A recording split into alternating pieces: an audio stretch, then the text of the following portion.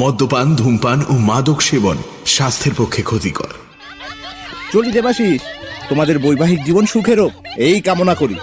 আচ্ছা, সাবধানে যাবেন। আশা করি খাওয়া দাওয়ায় কোনো ত্রুটি হয়নি। আসলে পুরোটাই তো একা হাতে দেখছি, মানে সব ঠিকঠাক ছিল তো, মানে আমি বেশি দেখতে টেকতে। আরে হ্যাঁ হ্যাঁ, সে না হয় হয়েছে, তুমি ঘরে যাও, অনেক রাত হলো, বৌমা আবার একা আছে। এই চল রে, এই চল চল চল চল, অনেক দেরি। চলো চলো চলো চলো চলো, আরে অনেক রাত হয়ে গেল, এরপর গাড়ি বাড়ি পাওয়া মুশকিল হবে। চলো চলো, এই চলো চলো চলো। বলছি 12টা তো বেজে গেছে, আর কতক্ষণ বসে থাকবে? চলো, শোবার সময় হলো। আমি আলাদা শোবো। মানে তুমি আলাদা শুলে? সেই রাতেই ঘটল আরেকটি ঘটনা। অবশ্য রাত না বলে বলা ভালো, ভোর রাত। দক্ষিণ কলকাতার গোলপার্কে একটা রাস্তার কোণের ওপর একটা অস্থায়ী চায়ের দোকান খুলেছে সবে। বুড়ো ভিকিরি ফাগুরাম প্রথম খদ্দের।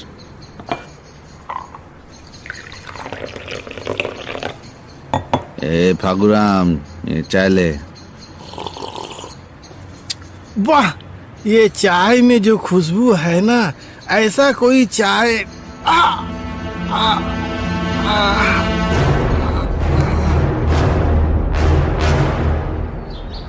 ব্যোমকেশ বাবু, এই হলো সজারুর কাঁটার প্রথম শিকার।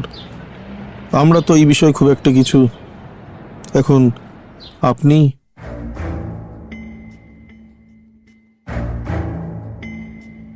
বাংলা সাহিত্যের রোমাঞ্চকর কিছু গল্প দিয়ে সাজানো আমাদের এই বিশেষ নিবেদন সানডে সাসপেন্স। আজ আপনার জন্য শরদিন্দু বন্দ্যোপাধ্যায়ের ব্যোমকেশ কাহিনী সজারুর কাঁটা।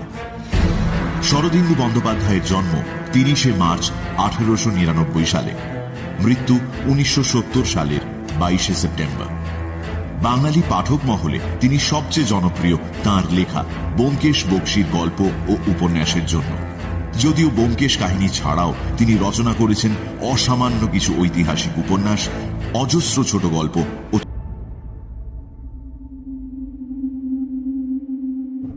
দেবাশিস আর দীপা, শাস্ত্রমতে দুজনের বিয়ে হয়েছে ঠিকই, তবে স্বামী স্ত্রীর সম্পর্ক বিয়ের প্রথম রাত থেকেই বড় বিচিত্র। দ্বিধা আর দ্বন্দ্ব নিয়ে ঘনিষ্ঠতা না করে যতটা সহজভাবে একসঙ্গে বাস করা যায়, দুজনে সেই চেষ্টাই করছে। দীপার মনে একটা নিভৃত আতঙ্ক, আর দেবাশিসের মনে একটা অশান্তি। একদিন বিকেলবেলা দেবাশিস ফ্যাক্টরির কাজ থেকে বাড়ি ফিরে দীপাকে বলল, দীপা, একটা কথা আছে। ফ্যাক্টরিতে যারা কাজ করে তাদের ইচ্ছে তুমি একদিন ফ্যাক্টরিতে এসো, ওরা তোমাকে একটা পার্টি দিতে চায়। তুমি কি যাবে? না গেলেই কি নয়? তুমি না যেতে চাইলে আমি অবশ্যই জোর করব না, তবে কি বলো তো, না গেলে তো খারাপ দেখাবে। তাহলে যাব। তবে মাঝে মাঝে কঠিন বরফও তাপমাত্রা বদল করে। একদিন সকালে বসার ঘরে চা খেতে বসে দেবাশিস বলল, আচ্ছা, তুমি সারাদিন একলা থাকো, সময় কি করে কাটে বলো তো? তুমি তো ফুল খুব ভালোবাসো, তাই না? বাগান করার শখ আছে? আছে, বাপের বাড়িতে ছাদের উপর বাগান করেছিলাম, টবের বাগান। ব্যাস, তবে আর কি, এখানে মাটিতে বাগান করো। বাবা চলে যাওয়ার পরে বাগানের যত্ন নেওয়া হয়নি, আমি আজই ব্যবস্থা করছি।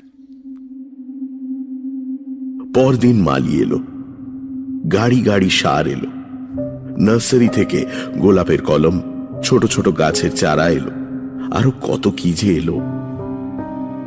পরের কয়েকদিন, কয়েক সপ্তাহ খুব উত্তেজনায় কাটল।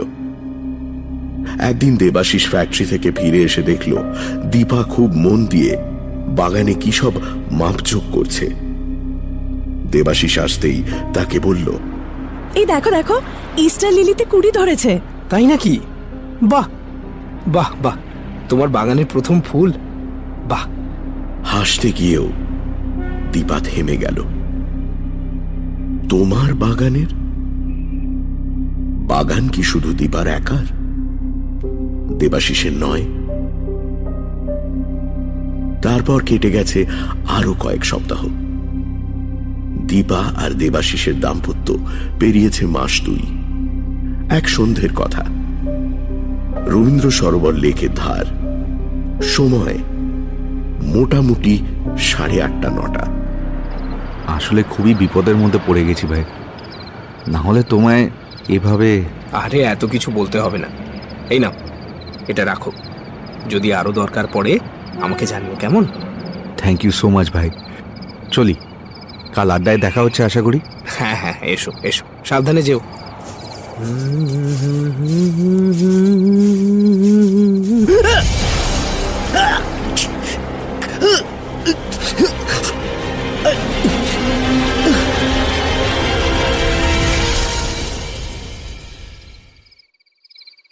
ব্যোমকেশের কেয়াতলার বাড়িতে আলোচনা চলছে। ঘড়ির কাঁটা রাত 9:30 পেরিয়েছে। রয়েছেন ইন্সপেক্টর রাখালবাবু, সঙ্গে অজিত। আলোচনার বিষয় হচ্ছে একটা বেহেড পাগল সজারুর কাঁটা নিয়ে শহরময় দাপিয়ে বেড়াচ্ছে। কিন্তু অত শত অস্ত্র থাকতে সজারুর কাঁটা কেন? ব্যাপারটা কবে শুরু হয়েছিল মনে আছে অজিত? হ্যাঁ, মনে আছে বই কি, মাস 3 আগে। হ্যাঁ, প্রথম শিকার? প্রথম শিকার বুড়ো ভিখিরি ফাগুরাম, বয়স অনেক, তার উপর বিকলাঙ্গ। তারপরেরটা তো বোধহয় আরো মাসখানেক পরে, তাই না? হ্যাঁ, রাতের রবীন্দ্র সরোবর। একটা বেঞ্চিতে শুয়ে একজন মুটে মজুদ শ্রেণীর লোক বুকের বাঁ দিকে বিঁধে গেল সজারুর কাঁটা। মৃত ব্যক্তির নাম মঙ্গলরাম। পুলিশ কোনো কিনারা করতে পারল না, 2-4 দিন তল্লাশ করে হাল ছেড়ে দিল। তৃতীয় খুনটা তারও হপ্তা 2 পরে। গুণময় দাস, একটা ছোট মণিহারি দোকানের মালিক, দোকান বন্ধ করে ঈষৎ বেসামাল অবস্থায় ফিরছিলেন। লোকটা তার পেছনে এসে দাঁড়ালো, পকেট থেকে কাঁটা বের করে গুণময় বাবুর পিঠের বাঁ দিকে পাঁজরার হাড়ের ফাঁক দিয়ে বিঁধিয়ে দিল। আমার প্রশ্নের উত্তরটা কিন্তু তুমি দিলে না ব্যোমকেশ। এত অস্ত্রশস্ত্র থাকতে সজারুর কাঁটা কেন? রাখালবাবু সিগারেটে ধোঁয়া ছাড়তে ছাড়তে আর চোখে ব্যোমকেশের দিকে তাকালেন। সম্ভবত আততায়ীর পোষা সজারু আছে, বিনামূল্যে কাঁটা পায়, তাই ছোড়াছুরির দরকার হয় না। এই বাজে কথা বলো না তো, নিশ্চয়ই কোনো গূঢ় উদ্দেশ্য আছে। আচ্ছা রাখালবাবু, এই যে 3টে খুন হয়ে গেল, তা আসামি কি 3 জন না 1 জন, কিছু বুঝতে পারছেন? একজন বলেই তো মনে হচ্ছে। 3 জন হতেও বাধা নেই। মনে করো প্রথমে একজন হত্যাকারী ভিখিরিকে সজারুর কাঁটা দিয়ে খুন করলো, তাই দেখে আরেকজন হত্যাকারীর মাথায় আইডিয়া খেলে গেল, সে একজন ঘুমন্ত মজুরকে কাঁটা দিয়ে খুন করলো। বুঝেছি, সেটা দেখে আরেকজন, তাই তো? হতেই পারে, কিন্তু যা হতেই পারে, যা সম্ভব, তাই যে ঘটেছে এমন কথা তো বলা যায় না। তার চেয়ে ঢের ইঙ্গিতপূর্ণ কথা হচ্ছে যারা খুন হচ্ছে তারা কে। একজন ভিখিরি, একজন মজুর, আর একজন দোকানদার। এর মধ্যে ইঙ্গিতপূর্ণ কি আছে আমি তো বুঝতে পারছি না। আচ্ছা ব্যোমকেশ বাবু, সত্যিই কি পাগলের কাজ? সেক্ষেত্রে আরেকটা প্রশ্ন চলে আসে, আততায়ী যদি পাগলই হয় তাহলে কি তাকে সহজে ধরা যেত না? পাগল হলেই সবসময় ন্যালাখ্যাপা হয় না রাখাল। এমন অনেক পাগল আছে যারা এতটাই ধূর্ত যে তাদের পাগল বলে চেনাই যায় না। তা সত্যি। আমার কিন্তু একটা জিনিস মনে হচ্ছে, আপনি যতই থিওরি তৈরি করুন, আপনার অন্তরের বিশ্বাস যে একটা লোকই 3টে খুন করেছে। আমারও তাই বিশ্বাস। এখন বলুন দেখি, যে লোকটা খুন করেছে সে পাগল, এটা আপনি সত্যি বিশ্বাস করেন?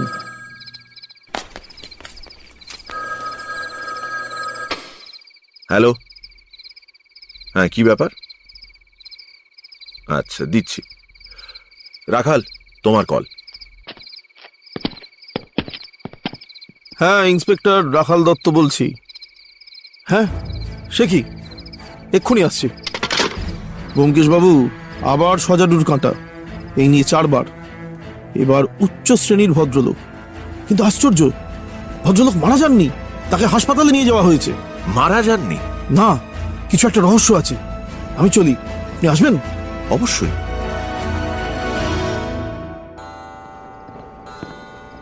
সময় রাত 10টা। হাসপাতালে লোক কম।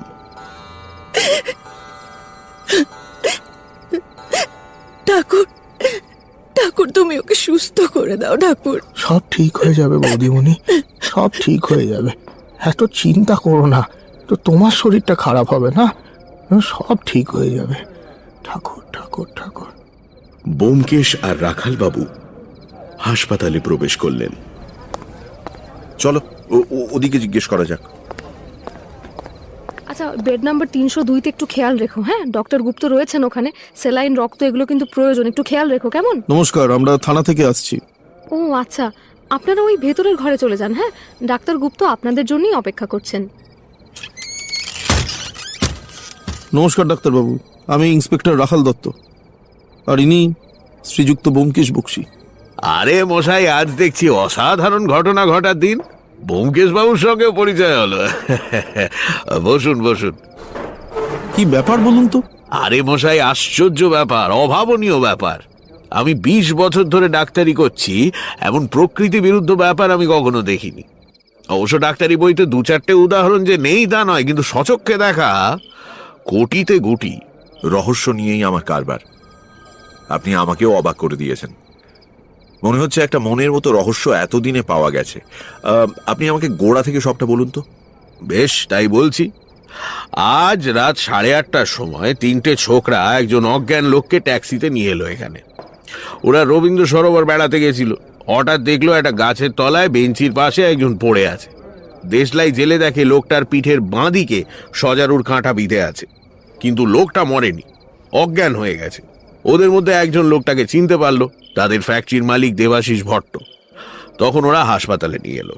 আচ্ছা, তারপর ছেলেটাকে টেবিলে শুইয়ে পরীক্ষা করলাম।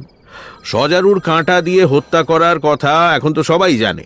আমি ভাবলাম এক্ষেত্রে কাঁটা বোধহয় হার্ট পর্যন্ত পৌঁছয়নি, কিন্তু হার্ট পরীক্ষা করতে গিয়ে দেখি অবাক কাণ্ড, হার্ট নেই। তারপর বুকের ডান দিকে হার্টটা খুঁজে পেলাম। প্রকৃতির খেয়ালে এই ছেলে ডান দিকে হার্ট নিয়ে জন্মেছে। কি বলছেন? এ তো সত্যি অদ্ভুত ব্যাপার। আরে না হলে আর বলছি কি, সজারুর কাঁটা হার্টে বিঁধতে পারেনি বটে, কিন্তু বাঁদিকে ফুসফুসে বিঁধেছে। সেটাও কম সিরিয়াস নয়। যতক্ষণ কাঁটা বিঁধে আছে ততক্ষণ রক্তক্ষরণ হচ্ছে না, কিন্তু কাঁটা বার করলেই ফুসফুসের মধ্যে রক্তপাত হয়ে মৃত্যু হতে পারে। তারপর আপনি কি করলেন? কাঁটা বের করতে পারলেন? খুব সাবধানে বের করলাম। 6 ইঞ্চি মতো লম্বা কাঁটা, তার 2 ইঞ্চি বাইরে বেরিয়েছিল, বাকিটা সোজা ফুসফুসের ভেতরে। এই দেখুন না কাঁটা। বেশ ধারালো আর সরু তো, অনেকটা আপনাদের ফরসেপের মতো। রাখাল, এ দেখো। আচ্ছা ডাক্তার গুপ্ত, তারপর কি হলো? ছেলের কপাল ভালো যে কাঁটা বের করার পর আর রক্তপাত হলো না। কিছুক্ষণ পরে ওর জ্ঞান হলো। নিজের ঠিকানা, ফোন নাম্বার দিয়ে স্ত্রীর কাছে খবর পাঠাতে বললো। তারপর ওকে ওষুধ দিয়ে ঘুম পাড়ালাম।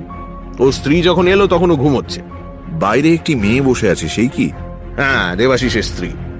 ও স্বামীর কাছে থাকতে চায়, কিন্তু এক্ষুনি তো তা সম্ভব নয়। ওকে বললাম বাড়ি ফিরে যাও, কিন্তু ও যাবে না। ওকে স্বামীর কাছে যেতে দেওয়া হয়েছিল? একবার ঘরে গিয়ে দেখে এসেছে। আমি বারবার বললাম যে আশঙ্কার বিশেষ কোনো কারণ নেই, তুমি বাড়ি যাও, কাল সকালে আবার এসো, কিন্তু ও কিছুতেই যাবে না। ঠিক আছে, আমি একবার চেষ্টা করে দেখি। বেশ, তো দেখুন না। কিন্তু একটা কথা, ওর স্বামীকে কেউ খুন করার চেষ্টা করেছিল এ কথা ওকে বলা হয়নি। বলা হয়েছে অ্যাক্সিডেন্টে বুকে চোট পেয়েছে। আপনারাও তাই বলবেন। মেয়েটি এমনিতেই শক পেয়েছে, ও কথা শুনলে আরো বেশি শক পাবে। না, বলবো না। ডাক্তারবাবু, সজারুর কাঁটাটা আমি সিজ করলাম। ব্যোমকেশ বাবু, এই নিয়ে 4টে। ব্যোমকেশ আর রাখাল বাবু বাইরে এসে মেয়েটির কাছে গেল। মেয়েটি তখনও বেঞ্চেই বসেছিল। ওদের দেখে মেয়েটি উঠে দাঁড়ালো। রাখাল বাবু বললেন, নমস্কার, আমি ইন্সপেক্টর রাখাল দত্ত, আর ইনি শ্রী ব্যোমকেশ বক্সী। ব্যোমকেশের নাম শুনেও মেয়েটির মনে কোনো দাগ কাটল না।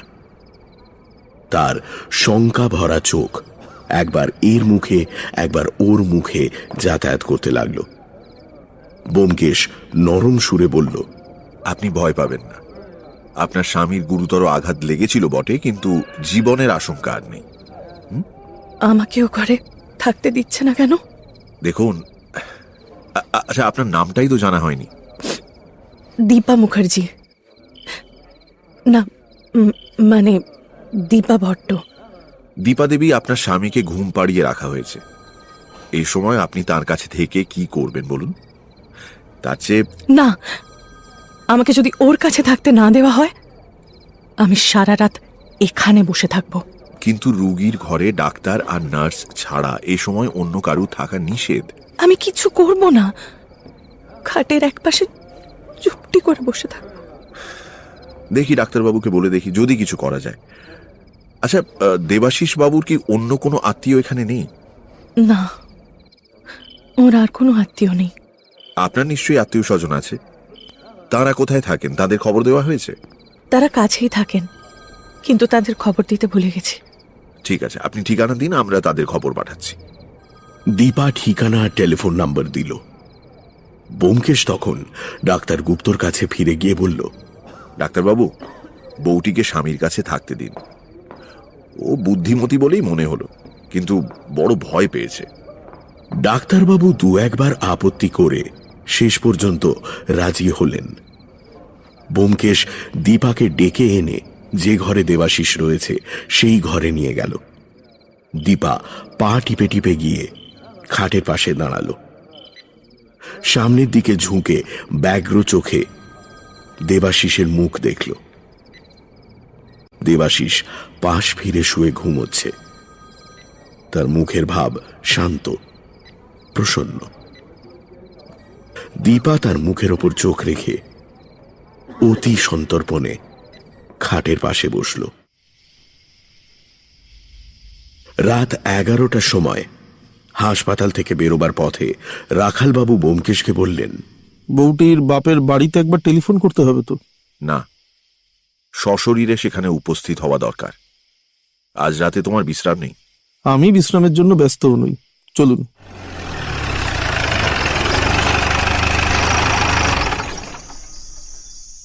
পুলিশের গাড়িতে দীপার বাপের বাড়ি পৌঁছতে 5 মিনিটও লাগল না। রাস্তা শুনশান, বাড়ির সদর দরজা বন্ধ।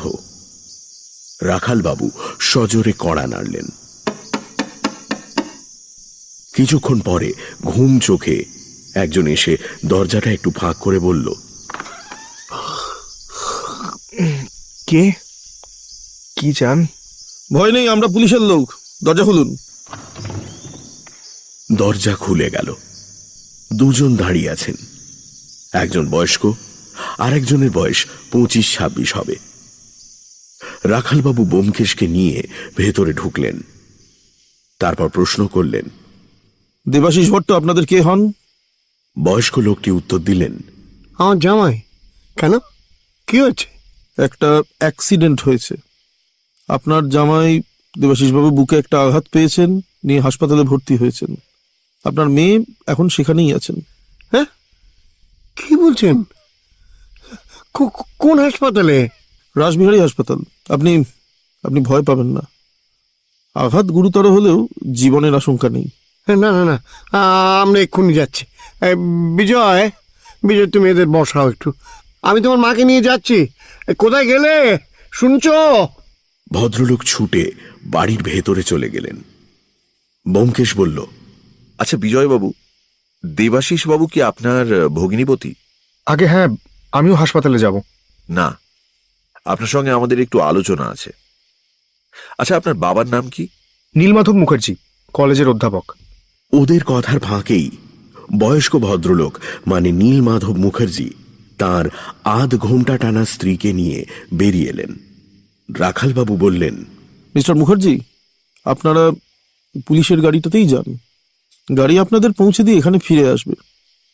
আমরা ততক্ষণ এখানেই আছি।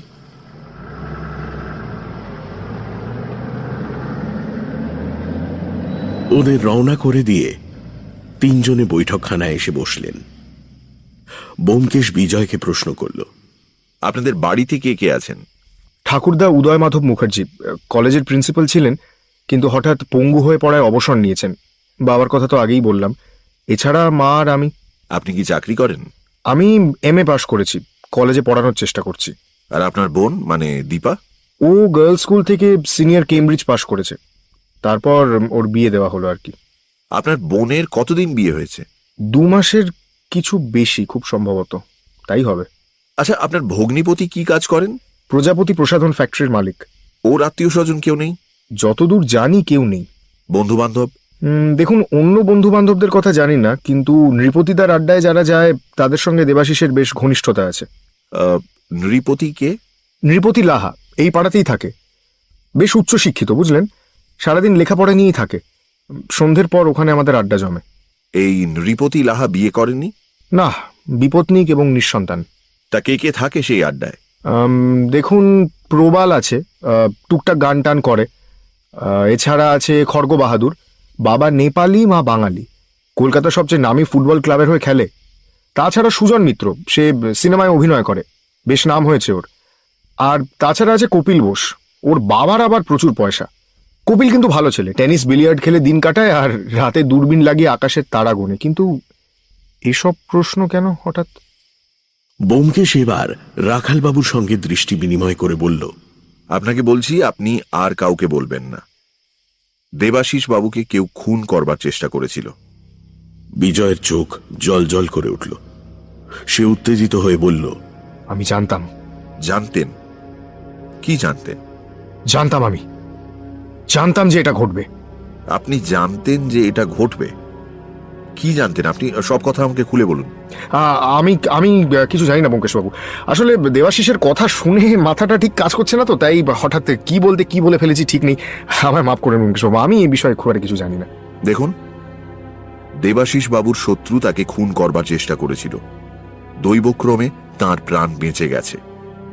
আপনি যদি আসামিকে আড়াল করবার চেষ্টা করেন, তাহলে সে আবার দেবাশিস বাবুকে খুন করবার চেষ্টা করবে। আপনি কি চান আপনার বোন বিধবা হন? ঠিক আছে, আমি যা জানি সব বলছি, কিন্তু বিশ্বাস করুন ব্যোমকেশবাবু, কে আসামি তা আমি জানি না, সত্যি জানি না। আপনি শুধু যা জানেন সত্যি করে বলুন। দেখুন, আমাদের পরিবার বেশ রক্ষণশীল। বাড়িতে ঠাকুরদার কথাই শেষ কথা। তবে বাড়িতে বন্ধু বান্ধবদের আনাগোনা লেগেই থাকে। দীপার যদিও তাদের সামনে বেরোনোর কিংবা তাদের সঙ্গে গল্প করার ক্ষেত্রে কোনো বাধা ছিল না, কিন্তু দীপা সেই স্বাধীনতার মর্যাদাটা রাখতে পারল না। মানে সে একদিন দাদুকে বলল, দাদু, আমি একজনকে বিয়ে করতে চাই, কিন্তু তার জাত আলাদা। আপনার আপত্তি আছে? কি বললে? একজনকে বিয়ে করতে চাও? এসব কি হচ্ছে আজকাল? নিজের ইচ্ছেই বিয়ে করবে? তুমি কি ম্লেচ্ছ বংশের মেয়ে? দাদুর হুঙ্কার শুনে আমি আর মা দাদুর ঘরে মানে 3 তলায় ছুটে গেলাম। দাদু প্রায় আধ ঘন্টা ধরে দীপাকে বোঝালেন, তারপর বললেন, আর যেন কোনোদিন তোমার মুখে কথা শুনতে না পাই। তুমি এ বংশের মেয়ে, আমার নাতনি। আমি দেখে শুনে যার সঙ্গে তোমার বিয়ে দেব, তুমি তাকেই বিয়ে করবে, বুঝেছো? এখন যাও। দীপা নিচে নেমে এলো, আমিও নেমে এলাম ওর সাথে। রাগে তখন আমার মাথা কাজ করছিল না। ওকে জিজ্ঞেস করলাম, এই শোন, তুই কাকে বিয়ে করতে চাস? বলবো না, মরে গেলেও বলবো না। থাক তাহলে তুই এ ঘরে, কোথাও যেতে হবে না তোকে। মানে দীপার বাইরে বেরোনো বন্ধ হয়ে গেল, ঘরে নজরবন্দি। কিন্তু বাড়িতে তো আপনি কিংবা আপনার বাবা থাকতেন না। হ্যাঁ, বাবা বেরিয়ে যেতেন 10টার সময়, আমি দুপুরের দিকে বেরোতাম। মা থাকতো সব সময়, কিন্তু একদিন আমার কাজ মিটে গেছিল, তাই আমি একটু তাড়াতাড়ি বাড়ি ফিরছিলাম। বাড়ির কাছাকাছি এসে দেখলাম দীপাকে বাড়ি থেকে বেরিয়ে সোজা বালিগঞ্জ স্টেশনের দিকে যাচ্ছে। এই দীপা, কোথায় যাচ্ছিস? একা একা কোথায় যাচ্ছিস তুই? কার হুকুমে একলা বাড়ি থেকে বেরিয়েছিস তুই? চল বাড়ি চল। না, যাব না। ভালো কথায় যাবি না চুলের মুঠি ধরে টেনে নিয়ে যাবো, চল। বাড়িতে বসার ঘরে ঢুকতেই দেখতে পেলাম টেলিফোনের নিচে একটা কাগজের টুকরো রয়েছে, দীপার হাতের লেখা। আমি যাকে বিয়ে করতে চাই তার সঙ্গেই চলে যাচ্ছি, তোমরা আমার খোঁজ করো না। অনেকবার দীপাকে জিজ্ঞেস করলাম, জানেন ছেলেটার নাম কি, কিন্তু কিছুতেই মুখ খুলল না। আপনি বাড়ির লোককে জানালেন, আর সবাই মিলে ঠিক করলেন দীপার বিয়ে দেওয়া দরকার, কি তাই তো? আগে হ্যাঁ, তারপর একদিন নৃপতিদার কাছে গেলাম, জিজ্ঞেস করলাম কোনো ভালো পাত্রের সন্ধান আছে কিনা। নৃপতিদাই দেবাশিসের খোঁজ দিল। হ্যাঁ, দীপার ছেলে মানুষই ভালোবাসার জন্য আর কি কি সহ্য করতে হবে আমাদের কি জানে। ও আরেকটা কথা ব্যোমকেশবাবু। কি কথা? আমার দৃঢ় বিশ্বাস দীপা যে ছেলেটির সঙ্গে সম্পর্কে জড়িয়েছিল সেও নৃপতিদার বাড়িতে আড্ডা মারতে যেত। আপনার এরকম মনে হওয়ার কারণ? বিয়ের পর দেবাশিস আড্ডার লোকজনকে একদিন বাড়িতে নেমন্তন্ন করেছিল, জানেন। আমরা সবাই গেছিলাম। সেখানে চা দিতে এসে দীপা তাকে দেখে ফেলে, আর তারপরেই তার মুখের ভাব পাল্টে যায়। সঙ্গে সঙ্গে সে ঘরে চলে যায়। আমি গিয়ে যখন তাকে চেপে ধরি, সে নামটা বলল না, কিন্তু তার হাবভাব দেখে আমি স্পষ্ট বুঝেছিলাম সে আমাদের একজন। এবার আপনাকে একটা কথা বলি। আমার মনে হয় আপনার বোনের ছেলে মানুষই ভালোবাসার নেশা কেটে গেছে। আচ্ছা, আজ আমরা উঠলাম। কাল বিকেল বেলা আমরা নৃপতি বাবুর বাড়িতে যাব, আপনিও উপস্থিত থাকবেন।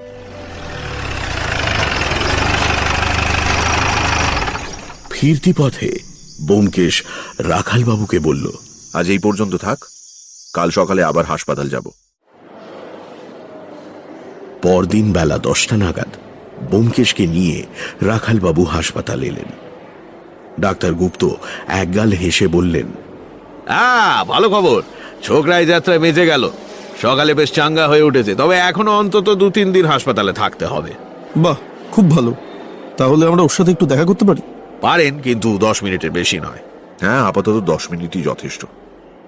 ব্যোমকেশ আর রাখালবাবু যখন দেবাশিসের রুমে ঢুকলেন, তখন দেবাশিস পাশ ফিরে শুয়েছিল, আর দীপা তার মুখের কাছে ঝুঁকে চুপি চুপি কথা বলছিল। দীপাকে দেখে বোঝা গেল যে ও কাল রাত থেকে এখানেই আছে। ওদের আসতে দেখে লজ্জিতভাবে উঠে দাঁড়ালো। দীপা দেবী, আপনি কাল থেকে এখানে আছেন, এবার অন্তত ঘন্টাখানেকের জন্য আপনাকে যেতে হবে। আমরা ততক্ষণ দেবাশিস বাবুর সঙ্গে আছি। দেবাশিস ক্ষীণ কণ্ঠে বলল, আরে আমিও তো সেই কথাই বলছি। দীপা একটু ইতস্তত করল, তারপর অনিচ্ছা ভরে ঘর থেকে বেরিয়ে যাওয়ার আগে বলল, শোনো, আমি 8 ঘন্টার মধ্যে আবার চলে আসবো। হ্যাঁ? ব্যোমকেশ আর রাখালবাবু নিজেদের পরিচয় দিয়ে বললেন, দেবাশিস বাবু, আমরা আপনাকে 2-4টে প্রশ্ন করব। বেশ তো, করুন না, করুন। আপনি কাল সন্ধ্যের পর লেকে বেড়াতে গিয়েছিলেন? ঠিক বেড়াতে যাইনি, হ্যাঁ তবে গেছিলাম। কেন গেছিলেন? আমার একজন বন্ধু, ও টেলিফোন করে ডেকেছিল। বন্ধু? কে বন্ধু? কি নাম? খড়গ বাহাদুর। খড়গ বাহাদুর নেপালি? হ্যাঁ, নাম করা ফুটবলার। ও, সেই লেকের ধারে ডেকেছিল কেন? ব্যক্তিগত কারণ, মানে যদি না বললে চলে তাহলে। চলবে না, বলুন। আসলে মানে ওর না কিছু টাকার দরকার হয়েছিল, বুঝলেন, তাই আমার কাছে ধার চাইবার জন্য ডেকেছিল আর কি। আপনার বাড়িতে আসেনি কেন? তা জানি না, বোধহয় বাড়িতে আসতে সংকোচ হয়েছিল, যদি কেউ জানতে পারে। কত টাকা চেয়েছিল? 1000। আপনি টাকাটা নিয়ে গিয়েছিলেন? না না, খড়গ টেলিফোনে টাকার কথা বলেনি, শুধু বলেছিল জরুরি দরকার আছে। তারপর গেলাম, গিয়ে দেখলাম সে ওই বড় ফটকের কাছে দাঁড়িয়ে আছে। দুজনে গিয়ে একটা বেঞ্চিতে বসলাম। খড়গ টাকার কথা বলল আর আমি রাজি হয়ে গেলাম। কিছুক্ষণ কথাবার্তার পর খড়গ চলে গেল, তার নাকি অন্য কারোর সঙ্গে দেখা করবার ছিল। আমি একলা বসে রইলাম। হঠাৎ না পিঠে একটা দারুণ যন্ত্রণা হলো। তারপর আর আমার কিছু মনে নেই। পেছন থেকে কাউকে দেখতে পেয়েছিলেন? না। রাখালবাবু ব্যোমকেশের দিকে তাকালেন। ব্যোমকেশ প্রশ্ন করল, আপনার হৃৎপিণ্ড যে শরীরের ডান দিকে, এই কথা আপনার স্ত্রী নিশ্চয়ই জানেন। দেবাশিস চোখ বুজে একটু চুপ করে রইল, শেষে বলল, না, ও বোধহয় জানে না। আপনার বন্ধুরা জানেন? না, আমার বন্ধু বলতে বিশেষ কেউ নেই, সহকর্মী আছে। আর মাস 2 হলো আমি নৃপতিদার বাড়িতে যাই, সেখানে কয়েকজনের সঙ্গে বন্ধুত্ব হয়েছে। নৃপতি বাবুর বাড়ির বন্ধুরা জানেন? না, কেউ জানে না। বাবা জানতেন আর ডাক্তারবাবু জানতেন।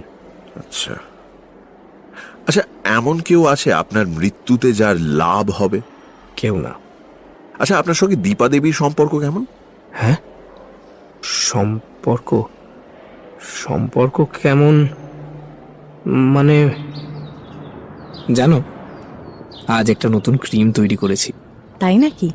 কিসের ক্রিম? মুখে মাখার ক্রিম। হোমা, সত্যি? কেমন গন্ধ? তা আমি কি করে বলবো, যারা মাখে তারা বলতে পারবে। তা বাড়িতে যদি আনো, আমি একটু মেখে দেখতে পারি? তোমার এখন মাখা চলবে না, আগে অন্য লোকের মুখে মাখিয়ে দেখতে হবে তো, যে মুখে ঘা বেরোয় কিনা। কার মুখে মাখিয়ে পরীক্ষা করবে? ফ্যাক্টরি দরওয়ান ফৌজদার সিং, ওর মুখে মাখিয়ে দেখব। ওর গালের চামড়া হাতির চামড়ার মতো। যা। দীপা, আজ উৎপলা সিনেমায় একটা ভালো ছবি দেখাচ্ছে, তুমি দেখতে যাবে? না, আমি যাব না গো। ভয় নেই দীপা, সিনেমা দেখতে দেখতে অন্ধকারে আমি তোমার গায়ে হাত দেব না। না, সিনেমা আমার ভালো লাগে না। বেশ, আমি নৃপতিদার বাড়িতে যাচ্ছি, ফিরতে 8:30 হবে, কেমন? কি হলো দেবাশিস বাবু? হ্যাঁ, আপনি বললেন না তো আপনার সঙ্গে দীপা দেবীর সম্পর্ক কেমন? ওই স্বামী স্ত্রীর স্বাভাবিক সম্পর্ক, যেমন হয় তেমন। আর কি বলবো বলুন। আচ্ছা বেশ, আজ আর আপনাকে বেশি প্রশ্ন করব না, আপনি সেরে উঠুন, তারপর যদি দরকার পড়ে তখন দেখা যাবে। প্রশ্নোত্তর পর্ব শেষ হল। সেদিন সন্ধ্যের পর নৃপতির বাড়িতে রাখালবাবু আর ব্যোমকেশ যখন পৌঁছল, তখন সেখানে সবাই উপস্থিত। ওদের দেখে সবাই উঠে দাঁড়ালো। তাদের মধ্যে একজন এগিয়ে এসে বলল, আসুন আসুন, আমরা আপনাদের জন্যই অপেক্ষা করছি। আমি নৃপতি লাহা, নমস্কার। তারপর একে একে কপিল, প্রবাল, সুজন আর খড়গ বাহাদুরের সঙ্গে পরিচয় করিয়ে দিয়ে বলল, বিজয়ের মুখে আমরা সবই শুনেছি। ব্যোমকেশ একটু ভৎসনার চোখে বিজয়ের দিকে তাকালো। বিজয় কুণ্ঠিতভাবে বলল, আসলে ব্যোমকেশবাবু, মানে এরা ছাড়লো না। সজারুর কাঁটার কথা এদের বলতেই হলো, মানে এত পিড়াপিড়ি করছিল সবাই। খড়গ বাহাদুর বলল, আচ্ছা ব্যোমকেশ বাবু, এই যে সজারুর কাঁটা নিয়ে এত কিছু হচ্ছে, এই ব্যাপারটা কি বলুন তো? আপনার কি মনে হয় এসব কোনো পাগলের কাজ? পাগলেরও হতে পারে, কিংবা পাগল সাজবার চেষ্টাও হতে পারে। সুজন জিজ্ঞাসা করল, সেটা কিরকম? পাগল সাজলে অনেক সময় খুনের দায় থেকে নিষ্কৃতি পাওয়া যায়।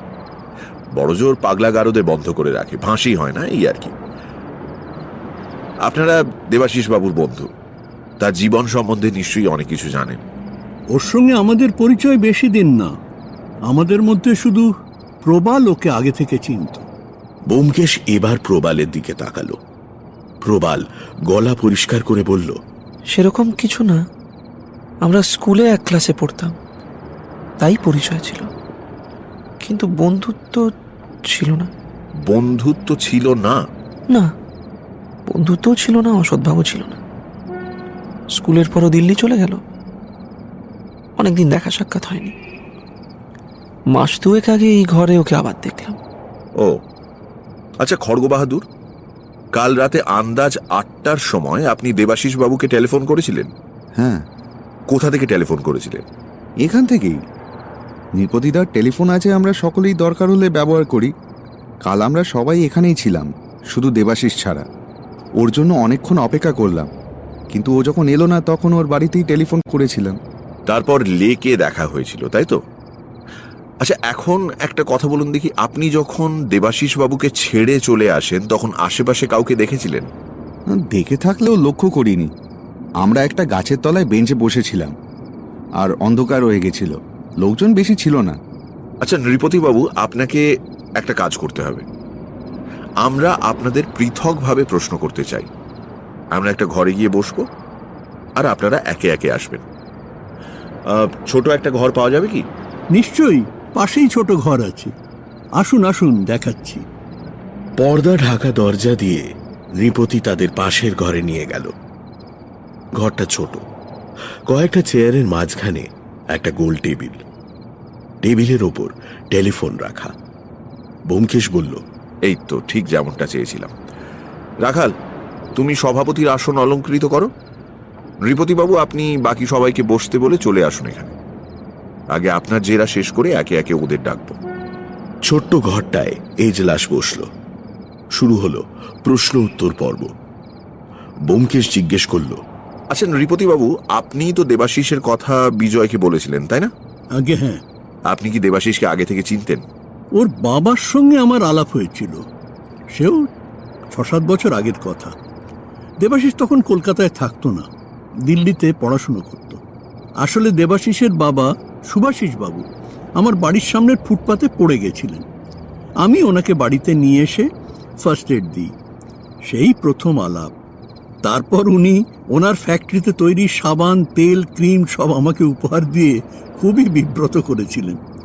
মাঝে মাঝে বাড়িতে এসে খোঁজ খবরও নিতেন। আপনি তো দেবাশিস বাবুকে আপনার বাড়ির এই আড্ডাতে নিয়ে আসেন। হ্যাঁ, ভেবেছিলাম বিজয়ের সঙ্গে প্রাথমিক পরিচয়টা এখানেই হয়ে যাবে। আচ্ছা, প্রবাল কিরকম লোক? গাইয়ে বাজিয়ে লোক, একটু বেশি সেন্সিটিভ এই যা। তবে মাঝে মাঝে একটু কেমন যেন হয়ে যায়। মানে আপন মনে পিয়ানো বাজিয়ে চলে যায়। মাসখানেক আগে ওর বউ গত হয়েছে, সে ব্যাপারে কাউকে কিচ্ছু জানায়নি, ভাবতে পারেন। একদিন আমি বউয়ের খবর জিজ্ঞেস করাতে খুব উদাস গলায় বলল যে বউ মারা গেছে, কিসব যেন হার্টের রোগ ছিল। আমার তো বেশ অবাক লেগেছিল। তা দেবাশিস বাবু কি প্রায় প্রতিদিনই আপনার এখানে আসতেন? তা একরকম আসতেন। এখানে সবার সঙ্গেই বেশ ভাব হয়ে গেছিল ওর। যদিও দেবাশিস খুব একটা বেশি কথা বলতো না, তবে মনে হয় আড্ডাটা মনে মনে বেশ উপভোগী করত। অনেক ধন্যবাদ। আপনি এবার আসতে পারেন। দয়া করে কপিল বাবুকে একটু পাঠিয়ে দেবেন।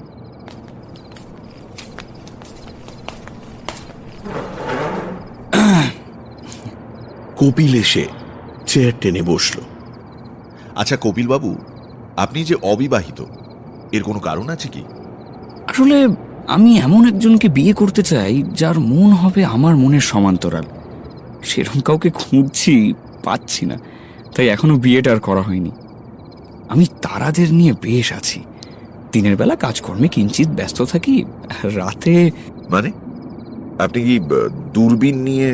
হ্যাঁ, দিনের বেলা টেনিস বিলিয়ার্ড খেলে সময় কেটে যায়, আর রাতে দূরবীন নিয়ে ছাদে চলে যাই। তা শুধুই কি তারা দেখেন নাকি অন্য কোনো?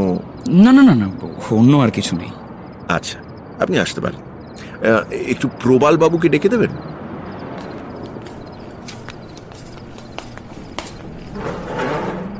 আপনার সঙ্গে তো দেবাশিসের আগে থেকেই পরিচয় ছিল, তাই না?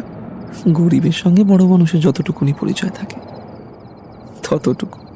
গান বাজনা করে কিরকম রোজগার হয় আপনার?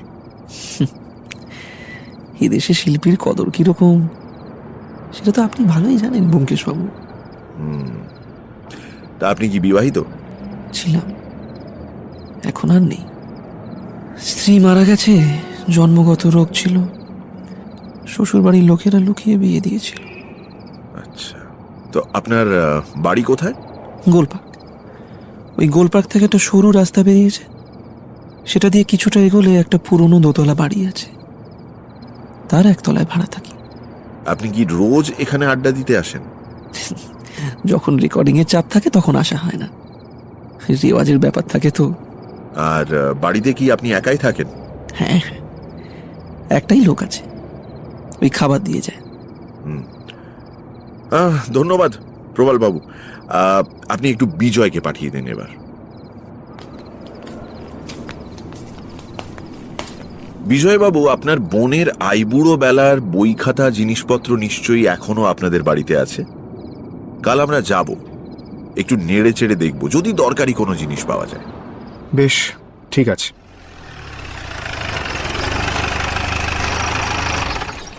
পরদিন সকাল 8টার সময় বিজয় নিজেদের বাড়িতে অপেক্ষা করছিল।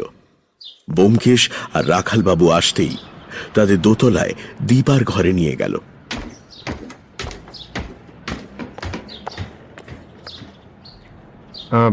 এইটা দীপার ঘর। এই ঘরেই তার যা কিছু আছে, বিশেষ কিছুই ও নিয়ে যায়নি। বেশ বড় ঘর। জানলার পাশে খাট, বিছানা, অন্য পাশে টেবিল, চেয়ার, বইয়ের আলমারি। পেছনের দেওয়ালে একটা এসরাজ ঝুলছে। টেবিলের মাঝখানে ছোট্ট একটা জাপানি ট্রানজিস্টর রাখা আছে। ব্যোমকেশ ঘরের চারদিকে একটা সন্ধানী চোখ ফিরিয়ে বলল, দীপা দেবীর দেখছি গান বাজনার শখ আছে। হ্যাঁ, একটু আধটু এসরাজও বাজাতে শিখেছে। আপনার বাবা বাড়িতে আছেন? না, মা বাবা দুজনেই হাসপাতালে।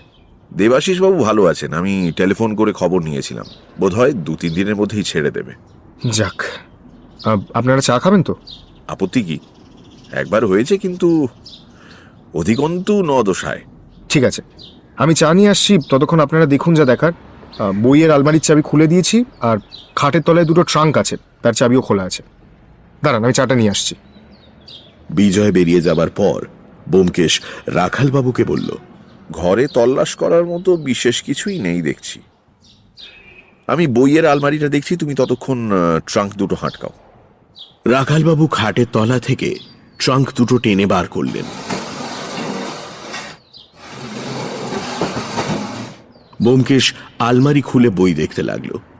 বইগুলো বেশ পরিচ্ছন্নভাবে সাজানো। প্রথম সারিতে কবিতা আর গানের বই, নিচের তাকে স্কুলের পাঠ্য বই।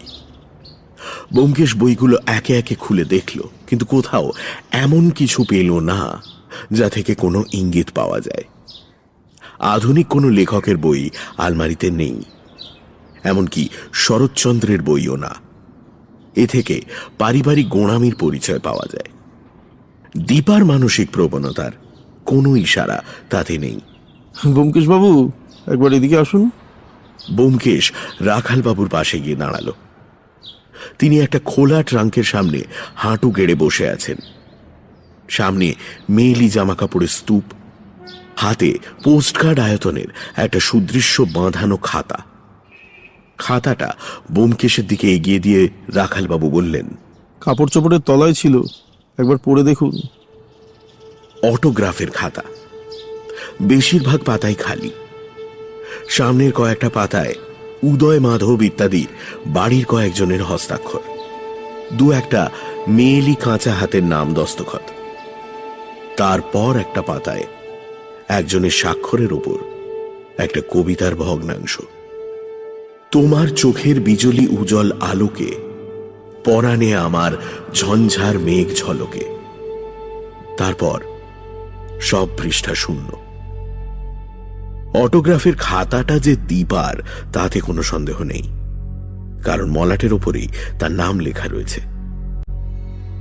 যিনি রবীন্দ্রনাথের কবিতা একটু মোচড় দিয়ে উদ্ধৃত করেছেন, তার নামটা অপরিচিত নয়।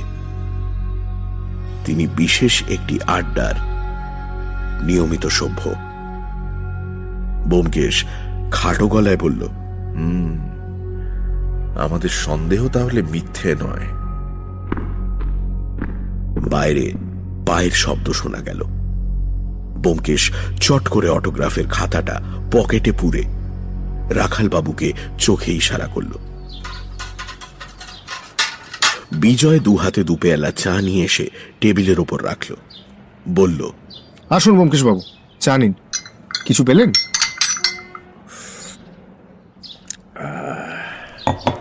সত্যান্বেষণের পথ বড় দুর্গম। কোথায় কোন কানাগলির মধ্যে সত্য লুকিয়ে আছে খেয়ে বলতে পারে। যাই হোক, নিরাশ হবেন না, 2-4 দিনের মধ্যেই আসামি ধরা পড়ে যাবে। তারপর দুজন চা খেয়ে বেরিয়ে পড়ল। রাস্তায় যেতে যেতে রাখালবাবু বললেন, তাহলে এখন বাকি রইল শুধু আসামিকে গ্রেফতার করা।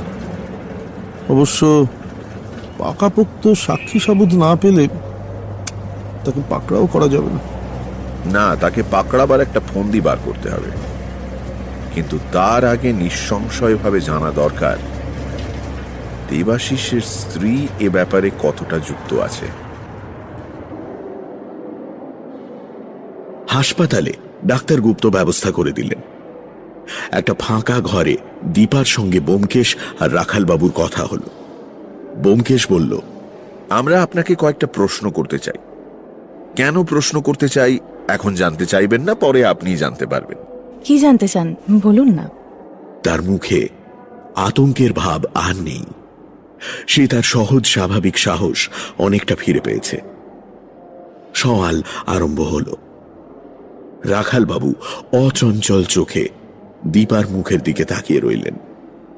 ব্যোমকেশ বলল, নৃপতি লাহা নামে একটি ভদ্রলোকের বাড়িতে যাদের নিয়মিত আড্ডা বসে, তাদের আপনি চেনেন? দীপার চোখের দৃষ্টি সতর্ক হল। সে বলল, হ্যাঁ চিনি, সবাই আমার দাদার বন্ধু। ওরা আপনার বাপের বাড়িতে যাতায়াত করেন? বাড়িতে কাজকর্ম থাকলে আসেন। এদের নাম নৃপতি লাহা, সুজন মিত্র, কপিল বসু, প্রবাল গুপ্ত, খড়গ বাহাদুর। এদের ছাড়া আর কাউকে আপনি চেনেন? না, শুধু এদেরই চিনি। আচ্ছা, নৃপতি লাহা যে বিপত্নিক, সেটা আপনি জানেন? যেন শুনেছিলাম। এদের মধ্যে আর কারুর বিয়ে হয়েছে কিনা জানেন? বোধহয় আর কারুর বিয়ে হয়নি। প্রবাল গুপ্ত, উনি কি বিবাহিত? ঠিক জানি না, বোধহয় বিবাহিত নয়। আচ্ছা, আপনাকে জানিয়ে রাখি, প্রবাল গুপ্ত বিবাহিত, সম্প্রতি স্ত্রী বিয়োগ হয়েছে। হ্যাঁ, আমি আমি জানতাম না। যাক, কপিল বসু লোকটাকে আপনার কেমন লাগে? ভালোই তো। ওর সম্বন্ধে কোনো কুৎসা শুনেছেন? না। আর সুজন মিত্র, যে সিনেমার আর্টিস্ট, তার সম্বন্ধে কিছু শোনেননি? না, ওসব আমি কিছু শুনিনি। আচ্ছা, অন্য প্রশ্ন করি, আপনি সিনেমা দেখতে ভালোবাসেন? হ্যাঁ। সুজন মিত্রের অভিনয় কেমন লাগে? খুব ভালো। উনি কেমন লোক? দাদার বন্ধু যখন ভালোই হবেন, দাদা মন্দ লোকের সঙ্গে বন্ধুত্ব করেন না। তা বটে। আচ্ছা, আপনি ফুটবল খেলা দেখেছেন? ছেলেবেলায় দেখেছি, যখন স্কুলে পড়তাম। খড়গ বাহাদুরের খেলা দেখেছেন? না, রেডিওতে কমেন্ট্রি শুনেছি। এবার শেষ প্রশ্ন, আপনার স্বামীর হৃদযন্ত্র যে বুকের ডান দিকে, সেটা আপনি জানেন? জানি। ব্যোমকেশ ভুরু কুঁচকে তাকালো। আপনি জানেন? হ্যাঁ, কিছুদিন আগে দুপুর রাতে ওর কাঁপুনি দিয়ে জ্বর এসেছিল। আমাকে ডাক্তার ডাকতে বলেছিল। আমি জানতাম না ওদের পারিবারিক ডাক্তারটা কে, তাই আমার বাপের বাড়ির ডাক্তারকে ফোন করলাম। সেন কাকা, মানে আমার ডাক্তার, তিনি এসে পরীক্ষা করলেন। তারপর যাবার সময় আমাকে আড়ালে ডেকে বললেন যে ওর হৃদযন্ত্রটা উল্টো দিকে। এরকম নাকি খুব একটা বেশি দেখা যায় না। প্রকাণ্ড হাঁপ ছেড়ে নিঃশ্বাস ফেলে ব্যোমকেশ উঠে দাঁড়ালো। বলল, আমার বুক থেকে একটা বোঝা নেমে গেল, আর কিছু জানবার নেই। দীপা দেবী, আপনি স্বামীর কাছে চলে যান। চলো রাখাল।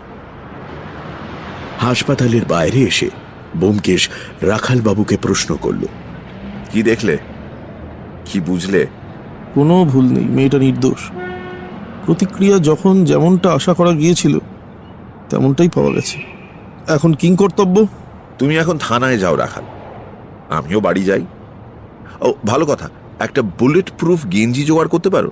পারি, কিন্তু সেটা দিয়ে কি হবে? একটা আইডিয়া মাথায় এসেছে। আজ রাতে গেঞ্জি নিয়ে আমার বাড়িতে এসো, তখন বলবো।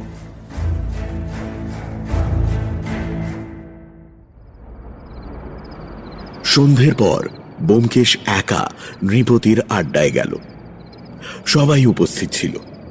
ব্যোমকেশকে ছেঁকে ধরল। নৃপতি তার সামনে সিগারেটের কৌটো খুলে ধরে বলল, আসুন ব্যোমকেশ বাবু, সিগারেট নিন। আমি খবর নিয়েছি, 2-1 দিনের মধ্যেই দেবাশিসকে হাসপাতাল থেকে ছেড়ে দেবে। ওর সুস্থ হয়ে ফিরে আসা উপলক্ষে আমি একটা পার্টি দেব। আপনাকে কিন্তু আসতেই হবে ব্যোমকেশ বাবু। হ্যাঁ, নিশ্চয়ই আসবো। কপিল ব্যোমকেশের গা ঘেঁষে বসে আবদারের সুরে বলল, আপনার সত্যান্বেষণ কতদূর এগোলো বলুন না ব্যোমকেশ বাবু। দিল্লি এখনো অনেক দূর। সজারুর কাঁটার ওস্তাদটি কে তা এখনো জানা যায়নি, তবে থিওরি একটা খাড়া করেছি। সুজন গলা বাড়িয়ে বলল, কিরকম থিওরি? ব্যোমকেশ সিগারেটে কয়েকটা ধীর মন্থর টান দিয়ে বলতে শুরু করলো, ব্যাপারটা হচ্ছে এই যে কোনো একজন অজ্ঞাত লোক সজারুর কাঁটা দিয়ে প্রথমে একটা ভিখিরিকে খুন করলো, তারপর এক মজুরকে খুন করলো, তারপর আবার খুন করলো এক দোকানদারকে, এখন সর্বশেষে দেবাশিস বাবুকে খুন করবার চেষ্টা করলো। 4 বারই অস্ত্র হচ্ছে সজারুর কাঁটা। অর্থাৎ হত্যাকারী জানাতে চায় যে 4টে খুনই একই লোকের কাজ। এখন হত্যাকারী যদি পাগল হয় তাহলে তো কিছু করবার নেই। পাগল অনেক রকমের হয়। এক ধরনের পাগল আছে যাদের পাগল বলে চেনা যায় না, তারা অত্যন্ত ধূর্ত, তাদের খুন করার কোনো যুক্তিসঙ্গত মোটিভ থাকে না। এই ধরনের পাগলকে ধরা বড় কঠিন। কিন্তু যদি পাগল না হয়, যদি পুলিশের চোখে ধুলো দেবার জন্য কেউ পাগল সেজে সজারুর কাঁটার ফন্দি বার করে থাকে, মনে করুন দেবাশিস বাবুর এমন কোনো গুপ্ত শত্রু আছে যে তাকে খুন করতে চায়। সরাসরি খুন করলে ধরা পড়ার ভয় বেশি, তাই সে ভিখিরি খুন করে কাজ আরম্ভ করলো। তারপর মজুর, তারপর দোকানদার। স্বভাবতই মনে হবে দেবাশিস বাবু হত্যাকারীর প্রধান লক্ষ্য নয়, একটা বিকৃত মস্তিষ্ক লোক যখন যাকে মনে হচ্ছে খুন করে যাচ্ছে। হত্যাকারী যে দেবাশিস বাবুকে খুন করার জন্য এত ভনিতা করেছে তা কেউ বুঝতে পারবে না। এই হলো আমার থিওরি। কিছুক্ষণ ঘর নিস্তব্ধ হয়ে রইল। তারপর নৃপতি বলল, কিন্তু মনে করুন এরপর আবার একটা খুন হলো সজারুর কাঁটা দিয়ে, তখন কি বলা চলবে যে দেবাশিসই হত্যাকারীর আসল লক্ষ্য? না, তখন আবার নতুন রাস্তা ধরতে হবে। কপিল বলল, আচ্ছা বলছি ব্যোমকেশবাবু, খুনিকে কি আদৌ ধরা যাবে? চেষ্টার কোনো ত্রুটি হবে না। এমন সময় কফি এলো। প্রবাল উঠে গিয়ে পিয়ানোতে মৃদু টুংটাং আরম্ভ করল।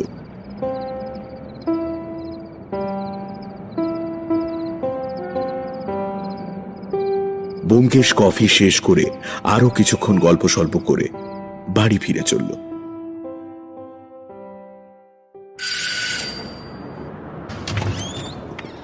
ব্যোমকেশ বাড়ি ফিরে আসার কয়েক মিনিট পরে রাত 8:45 সময় রাখাল বাবু এলেন। তার হাতে একটা মোড়ক। ব্যোমকেশ বলল, এনেছো? রাখাল বাবু মোড়ক খুলে দেখালেন। ব্রোকেডের মতো একটা কাপড় দিয়ে তৈরি একটা ফতুয়া, কিন্তু সোনালী বা রূপলি জরির ব্রোকেড নয়, স্টিলের জরি দিয়ে তৈরি লোহার জাল। জামার ভেতরে পড়লে বাইরে থেকে বোঝা যায় না, কিন্তু এই কঠিন বর্ম ভেদ করা, ছোড়াছুরি তো দূরের কথা, পিস্তল রিভলভারেরও অসাধ্য। ব্যোমকেশ জামাটা নিয়ে নেড়ে চেড়ে পাশে রাখল, বলল, আমার গায়ে একদম ঠিক হবে। ও, আরেকটা কথা বলি, আমাদের সজারুর পেছনে লেজুর লাগাবার ব্যবস্থা করেছো? সব ব্যবস্থা হয়েছে। আজ রাত 7টা থেকে তার পেছনে লেজুর থাকবে। এক মুহূর্তের জন্য তাকে চোখের আড়াল করা হবে না। সারাক্ষণ পেছনে লেজুর থাকছে, এমনকি দিনের বেলাও। বেশ, এখন এসো কিছু পরামর্শ করে নি। আমিও পুকুরে চার ফেলে এসেছি। খাটো গলায় দুজনের মধ্যে অনেকক্ষণ পরামর্শ হলো। তারপর 9:30 বাজলে রাখালবাবু উঠবার উপক্রম করছেন, এমন সময় টেলিফোন বেজে উঠল। ব্যোমকেশ ফোন তুলে নিয়ে বলল, হ্যালো, কে? না, ঠিক চিনতে পারছি না তো। কি? আজ সন্ধ্যের পর আমি যেখানে গিয়েছিলাম আপনিও সেখানে ছিলেন? তো কি ব্যাপারে কথা বলবেন? সজারুর কাঁটার ব্যাপারে? আচ্ছা আচ্ছা আচ্ছা, কোথায় দেখা করব? রবীন্দ্র সরোবরের বড় ফটকের কাছে আসব, তাই তো? আচ্ছা ঠিক আছে, হ্যাঁ আমি বেরোচ্ছি এক্ষুনি। না না না না, আর কেউ থাকবে না আমার সাথে। টেলিফোন রেখে ব্যোমকেশ যখন রাখালবাবুর দিকে তাকালো, তার চোখ দুটো জল জল করছে। পাঞ্জাবির বোতাম খুলতে খুলতে ব্যোমকেশ রাখালবাবুকে বলল, টোপ ফেলার সঙ্গে সঙ্গে এত তাড়াতাড়ি মাছ টোপ গিলবে সেটা ভাবিনি রাখাল। রাখালবাবু ব্যোমকেশকে বুলেট প্রুফ ফতুয়া পরাতে পরাতে বললেন, আপনি কোনো চিন্তা করবেন না ব্যোমকেশ বাবু, আমি ঠিক জায়গায় থাকব। সজারুর পেছনে লেজুর আছে। 3 জন মিলে সজারুকে কাবু করাটা খুব অসুবিধা হবে না। ব্যোমকেশ ফতুয়ার উপর আবার পাঞ্জাবি পরল। তারপর রাখালবাবুর দিকে একবার অর্থপূর্ণ ঘাড় নেড়ে বেরিয়ে গেল। রাখালবাবু ঘড়ি দেখলেন, 10টা বাজতে 20 মিনিট। তিনিও বেরিয়ে পড়লেন। যথাস্থানে যথাসময়ে উপস্থিত থাকতে হবে যে, তাও আবার লুকিয়ে।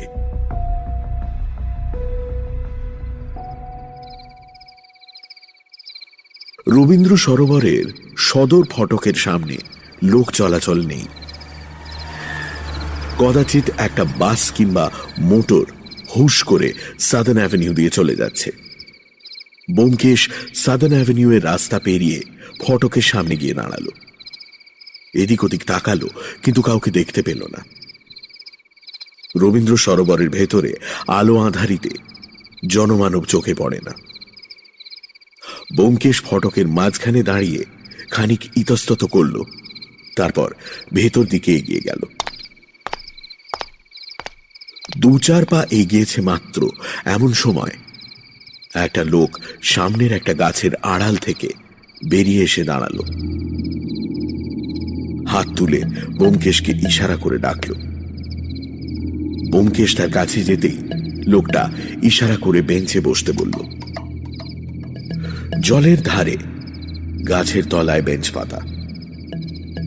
ব্যোমকেশ গিয়ে বেঞ্চের ডান দিকের ধারে বসল।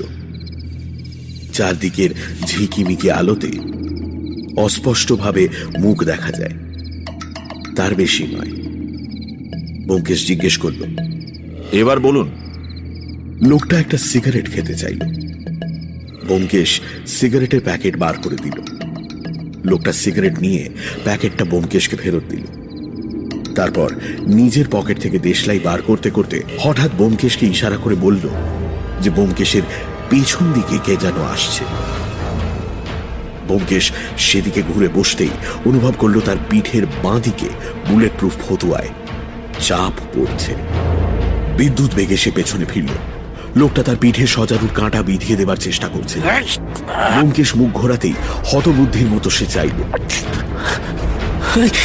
তারপর দ্রুত উঠে পালাবার চেষ্টা করলো, কিন্তু ব্যোমকেশের বজ্র মুষ্টি লোহার মুগুরের মতো তার চোয়ালে লেগে তাকে ধরাশায়ী করল। ইতিমধ্যে আরো 2টো মানুষ আলাদিনের জিনের মতো আবির্ভূত হয়েছিল। তারা ধরাশায়ী লোকটা 2 হাত ধরে টেনে দাঁড় করালো।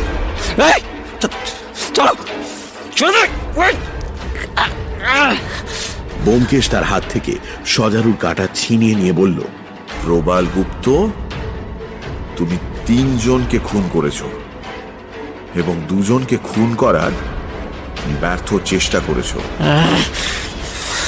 ব্যোমকেশ বক্সি, চলো এবার থানায় যেতে হবে তো। কাকাল, চলুন চলুন।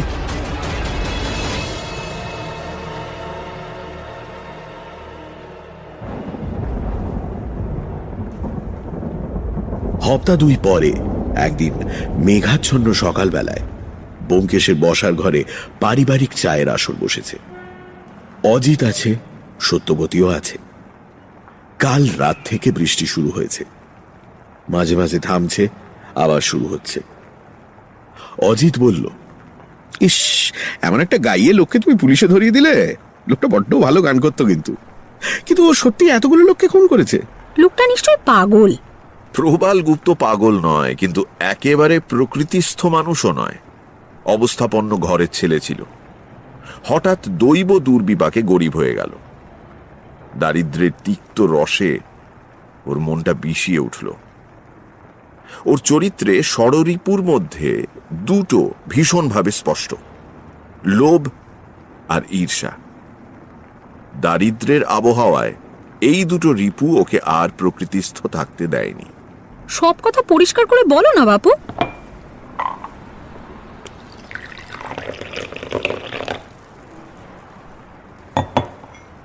ব্যোমকেশ পেয়ালায় দ্বিতীয়বার চা ঢেলে সিগারেট ধরালো। আস্তে আস্তে ধোঁয়া ছেড়ে অলস কণ্ঠে বলতে শুরু করলো, লাঠিও ভাঙবে না, কিন্তু আমি যে তাকে ধরবার জন্যই ফাঁদ পেতেছিলাম তা সে বুঝতে পারেনি। বাবা, কি রাক্ষসী মানুষ! হঠাৎ দরজায় টোকা পড়ল। ব্যোমকেশ উঠে গিয়ে দরজা খুলল।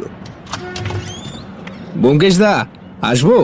আরে দেবাশিস বাবু যে, আসুন আসুন। দেবাশিস সংকুচিতভাবে ঘরে ঢুকল। সত্যবতী উঠে দাঁড়িয়েছিল। দেবাশিস হাত জোড় করে বলল, বলছি কি, আজ রাতে আমার বাড়িতে সামান্য খাওয়া দাওয়ার আয়োজন করেছি, তোমাদের সবাইকে যেতে হবে। বৌদি, বৌদি তুমি দাদাকে নিয়ে, অজিত বাবুকে নিয়ে একটু চলে এসো। আমি কিন্তু না শুনবো না। বেশ বেশ বেশ, আরে বসুন না। তা উপলক্ষটা কি? উপলক্ষ মানে আমি আর কি বলি বলো তো। আসলে ব্যোমকেশদা, আজ আমাদের সত্যিকারের ফুলশয্যা। দীপাকে আনতে চেয়েছিলাম, কিন্তু সে লজ্জায় একেবারে লাল হয়ে আছে। বৌদি, তোমাকে যে আজ আসতেই হবে, নইলে দীপার লজ্জা ভাঙবে না।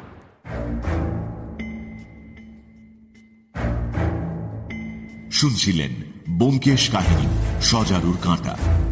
রচনা শরদিন্দু বন্দ্যোপাধ্যায়, দীপার ভূমিকায় অয়ন্তিকা, নৃপতি লাহা, শ্রী সুকোমল ঘোষ।